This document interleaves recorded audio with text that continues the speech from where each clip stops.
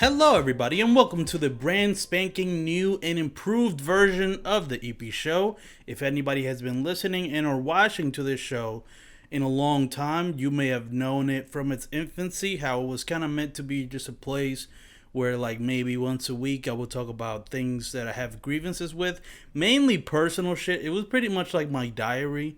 That was kind of the intention of this show. But now I have upgraded it and made it a legitimate show, meaning now it has its own podcast feed. It has, it's going to be posted on YouTube as well, on the YouTube channel.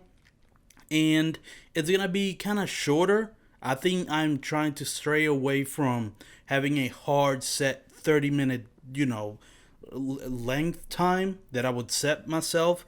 Because usually what that led to was, just me not wanting to do it anymore because I would be like, fuck, I have to do this shit. It felt like a chore.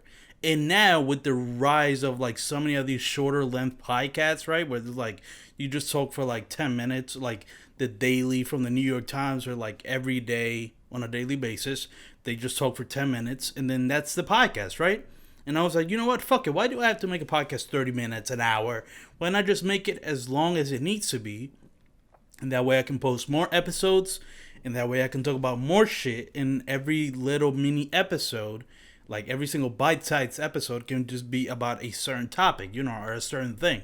So that's what I've decided to do is with this new version of the EP show. And what better way to start the first episode of the EP show than with a review for the new animated movie that has come out on Netflix, the latest Sony Animations movie, The Mitchells and the Machines. This movie, obviously a Sony animated picture, released on Netflix. It kind of foresaw what was going to happen with the deal with Sony and Netflix. And if you don't know about that, I'll get into that in a second because it kind of ties into this movie, or in general. But yeah, this is the latest Phil Lord and Chris Miller produced animated film. And if you know anything about their track record, then you would know why you should be excited to watch this movie and why it was almost kind of guaranteed that this movie was going to be good. Besides the other talent in the movie, like, the creative director behind Gravity Falls, one of my favorite animated shows of all time, directed this film. And Alex Hirsch was involved, obviously the creator of Gravity Falls. And then you had Phil Lord and Chris Miller, some of the best producers for animation that there is nowadays. But whatever, I'm getting ahead of it. This is all kind of inside shit, inside baseball. The Mitchells and the Machines is basically, I'll read what IMDb says in front of me. A quirky, dysfunctional family's road trip is upended when they find themselves in the middle of the robot apocalypse and suddenly become humanity's unlikeliest last hope. It is PG rated, as a normal animated film would be. We're not talking about no Anomalisa here. That's like a rare R-rated stop motion film. It is categorized as an animated adventure comedy. That's a pretty good way to describe it. Like adventure, clearly animation, but also very funny. You could say like fucking dramatic. It's sad as shit, and there's a lot of heartfelt moments that I'll get into. But also, it's an hour and 53 minutes, which I found to be really fucking long. Like, in terms of runtimes for, animated films, like, the longest you would see in an animated film would be, like, an hour 45 max. And then when I saw this was almost 2 hours, I was like, what the fuck? Why is it so long? And then you find out why it is. It's just so much shit happening in terms of plot and just character development. And I'm sure the length kind of led to us getting so engrossed with the characters and ultimately leading up to me crying 4 times, which I'll get into in a second when I get into the proper review. Like I said, directed by Michael Rionda and Jeff Rowe. It is written by Michael Rionda and Jeff Rowe, and it stars Abby Jacobson, Danny McBride, Maya Rudolph, and many more people. Eric Andre Acott as the head developer of what led to the robot apocalypse. That was pretty funny. But yeah, that's everything you need to know about this movie. It came out April 30th, 2021 on Netflix. This was formerly known as the movie called Connected. This was going to come out in theaters last summer, but obviously the same with so many movies last year that were pushed back, right, because of COVID. So this was one that I felt it looked like Sony just said, you know what? I don't know if this is going to be the trouble trying to find a good release date for it, especially with like so many question marks about are people going to come back to movie theaters, this, that, whatever. So they just said, fuck it, here, Netflix, take this off our hands. But turns out that was gonna be like a preamble for what was gonna come between Sony and Netflix. And if you don't know, they've made a deal where like instead of Sony doing what so many other production companies like Paramount or ABC, CBS, whatever, all these well CBS and Paramount is the same thing. But instead of those type of companies doing like their own streaming service, Sony just said, "You know what? Fuck it. We're just going to sell our shit. We're not going to have a streaming service. We're just going to make the money without having to take a huge loss of this new streaming service." And it's like seemingly the only company that's done that. You know what I mean? Like, it's funny that Sony was the one that thought about that. It was like, you know what? I don't know if another streaming service into the ether, into the world is really going to work. I mean, hence, just take a look at, what was it called? Quibi. It's like, I don't know if new streaming services are really going to perform well. Peacock is doing good, but besides that, it's like, there's so many. Fuck it, let's just sell our IP. IP is king right now, right? Like, content is king, so let's just sell our content. And I mean, the Mitchells versus the Machines is like the first instance of them doing that. And moving forward, they're like basically playing both sides because they're gonna be for like the first 6 months, I believe, after the movies come out in theaters. Sony, they're gonna give it to Netflix, and Netflix is gonna have it for the 6 months after the movie, it's out of theaters. But then those movies are gonna be especially like the Spider-Man movies are gonna go back to Disney. So like Sony's gonna be Sony's gonna be making twice the money.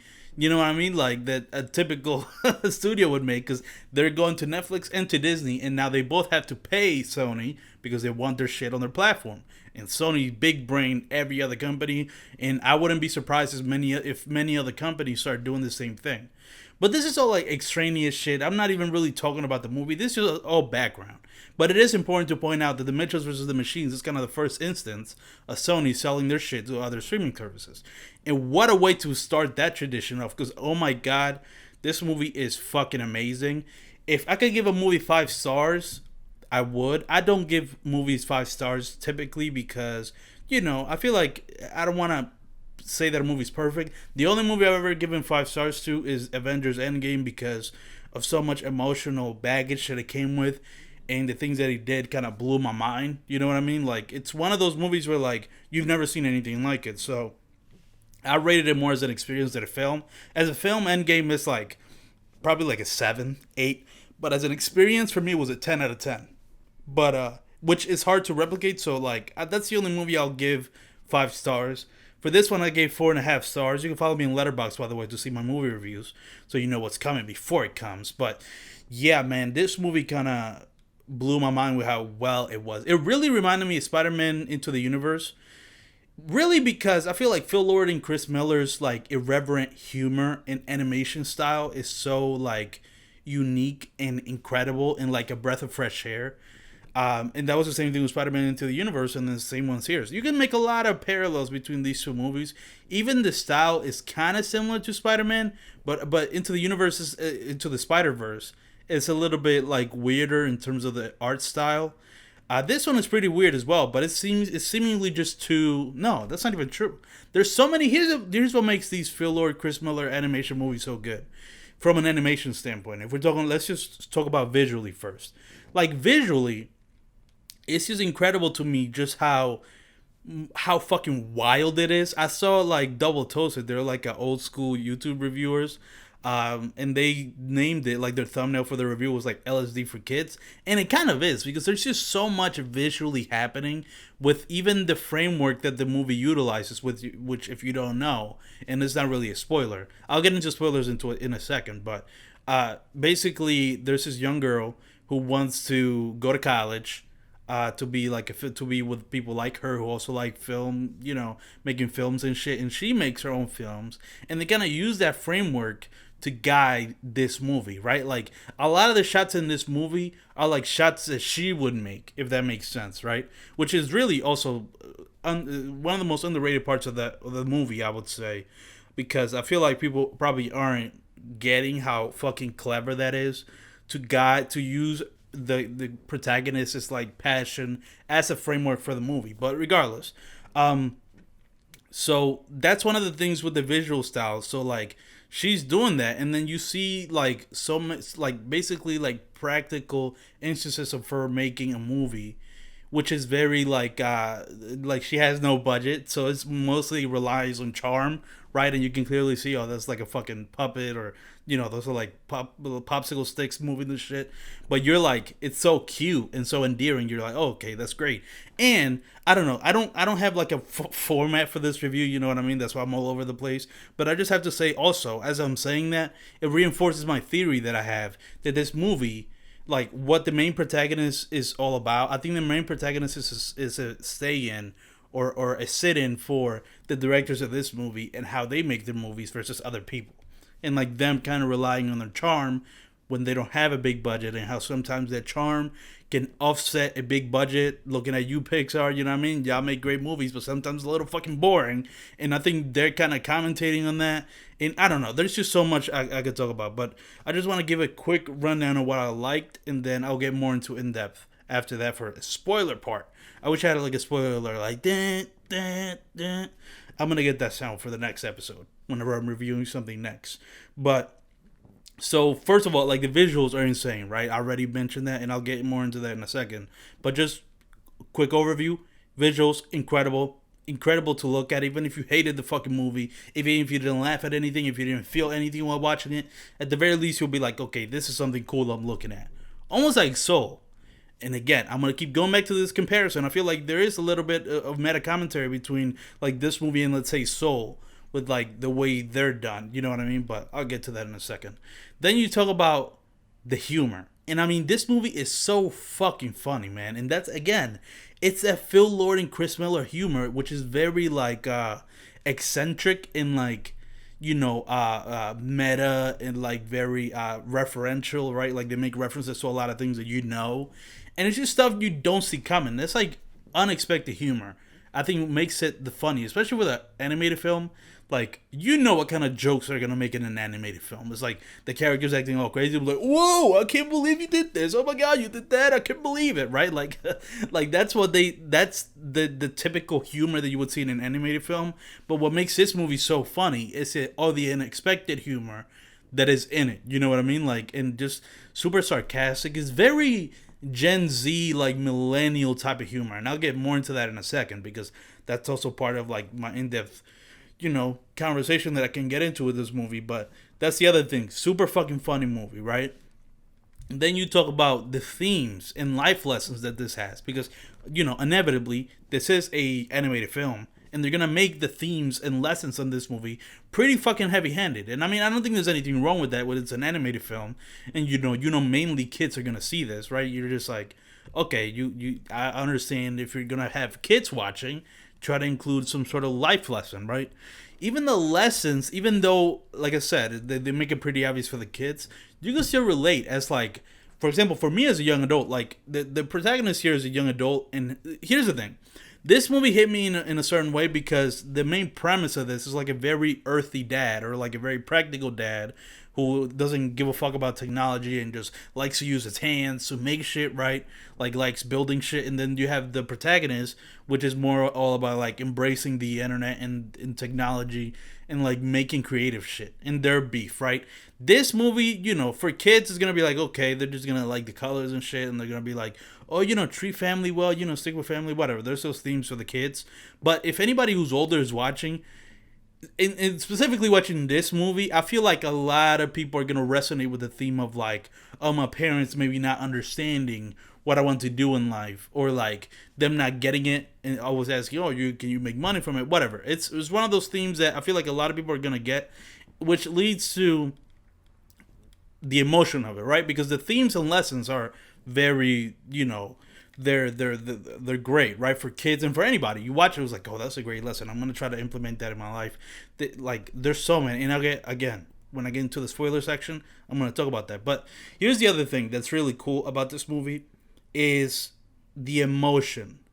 Like I said earlier today, I kind of hinted at it, but I really did cry 4 times watching this movie. And it's fucking nuts because I was watching it by myself, you know what I mean? I was doing other shit. I was like customizing my Twitch channel. I'm trying to get into Twitch now. So while I was watching the movie, I was looking at my laptop, like fucking changing banners and shit and creating designs or whatever. So I was doing something. And I was by myself. And it was almost like 12, right? So it's like, I shouldn't really get that emotional. You know what I'm saying? Like, especially when I'm watching this movie by myself. But bro, I really did cry 4 times. There was so many moments that, they set up earlier in the movie that pay off so incredibly well.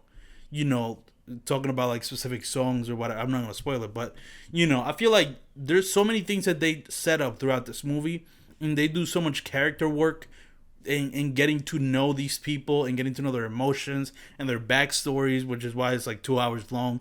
That by the time that everything starts to pay off, it's just almost like overwhelming because it's like you're coming. It's almost like the ride is almost over and you enjoyed the ride so much and you got so engrossed in the ride that you just can't help but cry and feel emotional. And I really did cry 4 times. So it's got that. So it's almost like it has the 4 quadrants of a great movie, or especially a great animated movie, right? Incredible visuals, right? Very fucking like super funny, right? Great lessons and emotional. You know what? It's like you can't get a better animated film than that. You know what I mean? And I think that's where I'm gonna leave it for my spoiler-free review of this movie. It's just, it's one of the greatest animated movies of maybe the last 5 years. I mean, and it's hard to say that, obviously because of Soul, but I'll get into that in a second too. But I think this might be better than Soul. Don't kill me. I know Soul just won a I know Soul just won a fucking Academy Award for Best Animated Movie, but I'll get into that in a second. But it's just so fucking good, man. It's really, I don't really have any flaws besides it maybe being too long, maybe dragged on for too long. The middle section, people might be like, oh, it's just, was it necessary? And I would say, yes, it was necessary. And at a certain point, I didn't even notice that it was like supposed to be dragging. I didn't think it was dragging at all. I feel like it was all very necessary shit. But that's a flaws that somebody would make. But for me, it didn't really have any flaws. So like I said, I give this shit like a 4.5 out of 5 stars. I love this movie. It's certainly my favorite movie of the year so far. I haven't seen many other movies that could fight that. I saw Derek Delgadio's in and of itself on Hulu, the fucking existential magic show. But I don't know if that's necessarily a movie, but I rate it as a movie. That's like my number 2 so far. But my number 1 for sure is The Mitchells versus the Machines. I'm going to be really surprised if there's any other movie this year that hits me as hard as this movie did in terms of emotions. I just think it's going to be really hard. But yeah, that's my spoiler-free review of this movie. Now I'm going to get into more of a spoiler-filled review or like in-depth discussion about so many other themes and shits that happen throughout this movie. So if you haven't seen the movie yet, this is where you got to turn it off, watch the movie, and come back to watch this latter part of the podcast. So just warning you now, I'm about to start spoiling the shit out of this. 3, 2, 1. There's fucking Furbies in this movie. There's giant fucking Furbies terrifying everybody.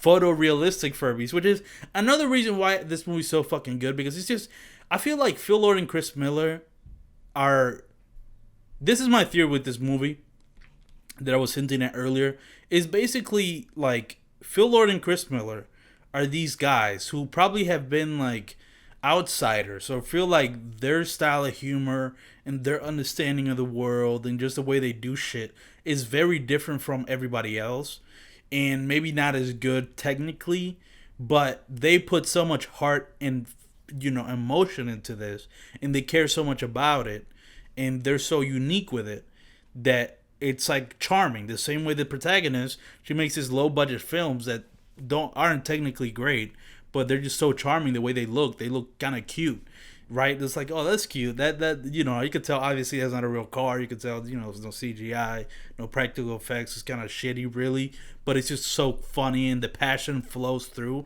I feel like that's like supposed to be that's like a microcosm of who Phil Lord and Chris Miller are and what this movie is in a nutshell, right? And the comparison I keep making to Soul is this. I feel like there's some meta commentary with this movie in like Pixar movies, where like Pixar movies got the big budget.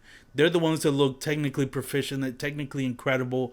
There's no flaws in them, seemingly, right? They're like flawless. But sometimes, and they make it a point in this movie, because the Mitchells is like a very like, they're full of flaws, right? But they say like they can overcome those flaws, and actually those flaws give them character, and they're more fun this way. I feel like that's what they're saying with Pixar movies as opposed to their movies, like Phil Lord and Chris Miller and their animations. They're like, yeah, no, they're flawless, and we got all these we have kind of a lot of flaws. We don't have that big of a budget, we gotta rely on certain quirks and shit to make our movies like fit under the certain budget that we have. Like, we don't have unlimited money like Disney does, but our flaws in our kind of disjointed and weird style is what makes us just as good, if not better. And I think it's funny because looking at Pixar movies that way, like Pixar movies, if this spoiler, so Pixar movies, the comparison I made was basically like Pixar movies are like the perfect neighbors to the Mitchells. I forget what they're called. I don't even know if they were named. I just was like the perfect neighbors. That's what they were called. Like they're Pixar, and if you're watching this movie, they're like always doing everything perfectly, no flaws. But eventually they get captured, whatever, right? But and I think that this movie is supposed to be a stand-in for Phil Lord and Chris Miller, which is also Sony Animation because they're like tied in together. They're making animated films. Whereas like they have different styles, they're fucking weird, they're eccentric, it's LSD for kids, this and that, whatever. Right? And I would say in this movie isn't saying they're better than like the perfect neighbors. I don't think they ever cast any judgment. Well, they kinda do. In the end with the lady like, oh, I'm gonna follow you on Instagram. And that is like, that's a great compliment, right? Like, she was like, well, what the fuck? I thought you already followed me. So they do kind of judge that family a little bit. But I think in general, this movie is, oh, this is going to be a whole other topic, but so let me finish this. But yeah, this movie is basically, it's not saying that they're better than like Pixar. I think they're just saying, we're all great. And you choose who are you more? Are you more of like the weird artistic kids, or are you one of the perfect family kids? You know what I mean? Like, and I identify more with this movie, so that's why I personally see the Mitchells versus the Machines is better than Soul, because just like the meta commentary that it was saying about like, oh, we're not perfect, but we're unique. I like unique more than perfect. You know what I mean? Because perfect is boring. You know what I mean? Like flawless is boring. So that's why that's my fucking theory with this movie and like the Soul and Pixar and all that. But other shit that I found really funny about this movie, it's like it's crazy what like just like good writing will do to a movie, because I'm thinking of one of the things that really stood out from this movie was the way they use a dog, and like they use a throwaway joke as like a pivotal plot point in this movie, right? So like there's this two dumb robots, right? That work with the Mitchells throughout the movie, right? Because they were damaged and now they're fucking dumb, and they provide great comedic relief. But those dumb robots, like they look at the dog, right? They was like, "What is that?" It was like dog. What was it? It was like, it's like I forget what the fuck the other animal. It was like dog, another animal, and loaf of bread. It's like, wait, we're trying, and they fucking lose their minds and they explode and shit. And you think, oh, that's a funny joke. That's pretty funny. Yeah, that's an ugly looking dog. It's like throughout the whole time they show the dog being so stupid. That was the other thing. I love that running gag of just a dog being like pretty dumb, right? See the dog doing dumb shit, but great writing is basically, you think this is a throwaway joke, whole time they're just setting up the movie. That's just all set up, right? So like when the payoff comes, you're like, oh my god, it's so fucking clever. So like the fact that they use it, like the dog, that throwaway joke revealed that the robots can't identify the dog, right? Like they don't know what the fuck it is. It's so ugly, they don't know what it is. And it's like, oh, that's pretty stupid. It's pretty funny, right? That's another thing that disarms you. You're like, oh, that's stupid. That's a funny throwaway. I mean, yeah, the dog is so ugly, like robots can tell.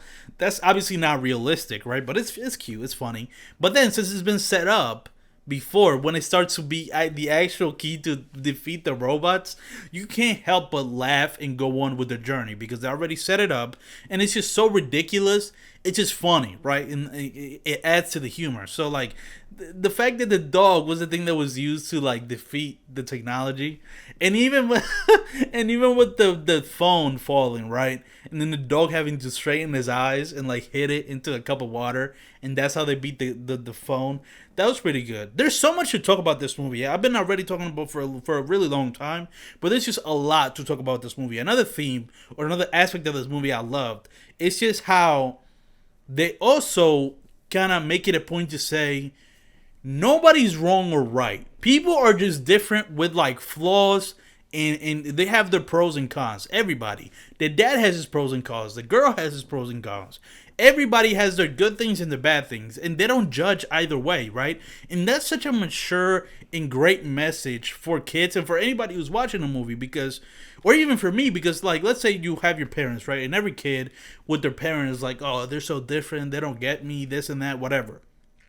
And you know, a lesser movie would demonize one way or the other, but another reason why this movie was like almost 2 hours is because they wanted to properly show every side of everybody, right? They're good and they're bad. Like, what are the intentions, like their backstory, all that shit. And then that way, like, nobody is like lesser than. Everybody's just equal, but everybody's just different.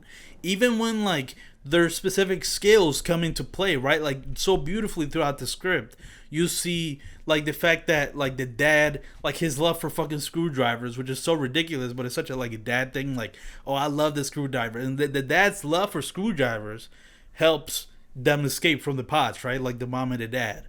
But also,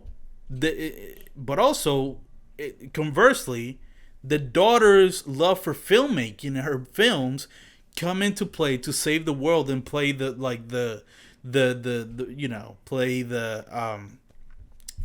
what am I saying? Like, play the video of the like her home video, playing on all the screens, like that helped defeat as well, right? So like it's basically saying it's all part of a puzzle. Like, you need all of these different skills and elements and like lifestyles to come together, and that's why the Mitchells were like, they defeated the machines, right? Another thing I found interesting is just like also them learning their opposite skills, right? So like, you know, the dad's skill helped, and then the daughter's skill helped, but then also them learning the opposite of their skills, right? So the daughter learning how to drive stick shift. That was a very emotional moment, right? It's like, yeah, my daughter learned stick shift, right? That was cute. And then also the dad having to look up the video on YouTube. The incredible scene. I fucking love that scene. There's so much great shit about this movie, and I don't want to keep like talking because I feel like I could talk about so much shit throughout, because this movie was packed with so much. It's crazy. But what was I gonna say? I was in the middle of saying, yeah, they know their opposite skills, and then that also helped towards defeating the machine. So like all that shit is so, you know, it's very subtle throughout the movie, but I picked up on it and made me love the movie even more. Like, even just that lesson. People are different doesn't mean they're lesser than. They just have their different skills, and you put them together, and that's what creates like the ultimate force to beat up the machines. Another thing I found interesting, and this is gonna be the last theme that I'll talk about before I go, because I've been talking for way too much. The other thing that I found really interesting about the movie was just like the fact that, you know, the message of like, because you think when you see the trailers for this movie or just see the premise, any lesser movie would be like, oh man, this movie's gonna about how technology's so bad, this and that, like, oh my god, technology's awful, you know, we need to get rid of technology, they fucking harm us, like all that shit. That's what you would think. But then you get to the movie, and even the filmmakers like Phil Lord and Chris Miller made it a point to say, this movie is not about technology is bad. There's more nuance than that, right? And they fulfilled that promise, because you watch a movie and you get to that scene where like the guy is like talking to the phone, and he's like Eric Andre's character is like talking to the phone, was like, why would you do this? Why would you do this? Right? It was like, and then the phone goes into the monologue of like, listen, y'all you say technology's the problem, humans are the problem. We're just tools. Y'all are the one that are misusing these tools to your advantage or disadvantage, right? We're like impartial judges here, man. And then they talk about how they treat the phone. Is like, then the robot starts like touching the guy, like the developer Eric Andre, like just the way that they will be touched, and like with dirty fingers, like how we basically treat technology like shit. And that was another interesting point, because it's like, yeah, that's true, because it goes more to like, you know, it could be a bigger theme of just, you know, how humans treat everybody, not just technology, but like how we kind of use shit in this regard, it right, like the planet, technology, each other. Like you can make that. Yeah, that's just kind of an overall like human thing. How humans are really fucking shitty. You know what I mean? Ultimately, we were like the top of the food chain, right? Because we're so ruthless to the other animals, and then we develop into whatever. It's like a whole history lesson. But I just love that they touch on that, and there's so much fucking more this movie talked about. So many more themes that I found so fucking interesting that I'm just not gonna talk about right now. Um, Maybe I'll do like a part two. That'll be funny. It's like there's so much to talk about. I would just do a part two on the Mitchells versus the Machines.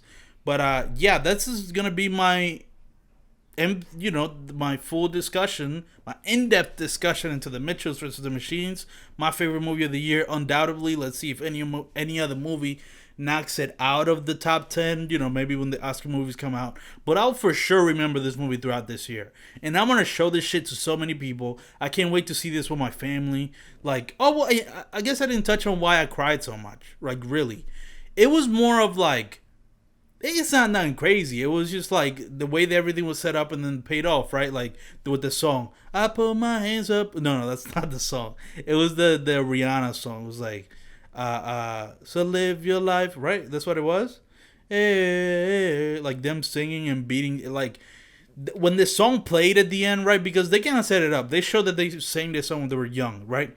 And so that's set up. And then the second part of the setup is like the dad is trying to get the daughter to sing, but she was like, "Oh, I'm too old, dad," and say that you don't get it. And then at the end, that's part of them beating the robots. They're singing along and doing the shit. I don't know. This movie was really goofy, but it just had so much fucking going on under the surface. Hence why I've been talking about this shit for 30 minutes. I was expecting to talk about this movie for like 10 minutes, not 30 minutes. This is a long ass time to talk about this movie, but I just loved it that much. But yeah, I could talk about it for much longer, but I'm going to cap it right here. So yeah, that's gonna be what a great first episode of the EP show to come back on and to talk about something I'm truly passionate about, which is this movie.